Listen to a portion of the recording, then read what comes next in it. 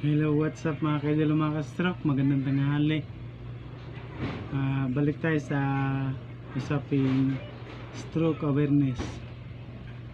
Marami ang di nakakaalam ng kulang sa tulog ay maaaring causes ng o magdahilan ng isang stroke.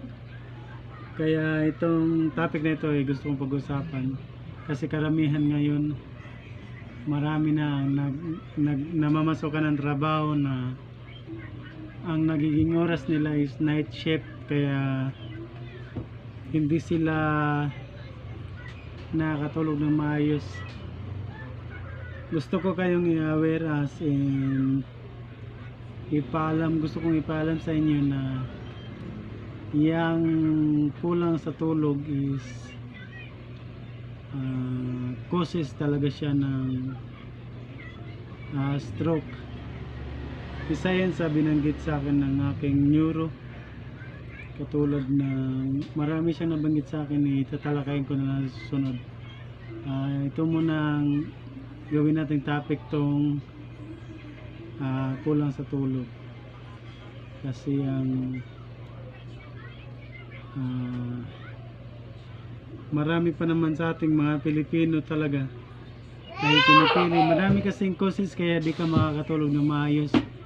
Maaaring dahil sa mahilig sa gadget, cellphone, magsi-cellphone na nakahiligan maglaro, mag-online, kaya di nakakatulog ng maayos. Pero kadalasan talaga sa mga nagtatrabaho o nangangamuhan is yun yung mahirap sa kanila, yung naging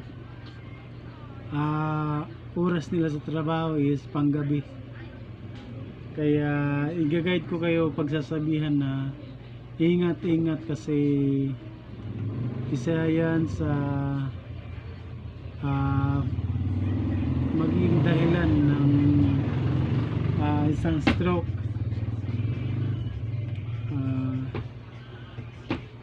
Yun lang muna mga kaidol, mga ka-stroke, kasi medyo hang up yung ideas ng utak ko ngayon, medyo loading.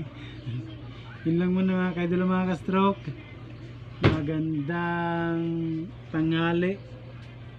Aware, please share to aware mga kaidol, mga ka-stroke.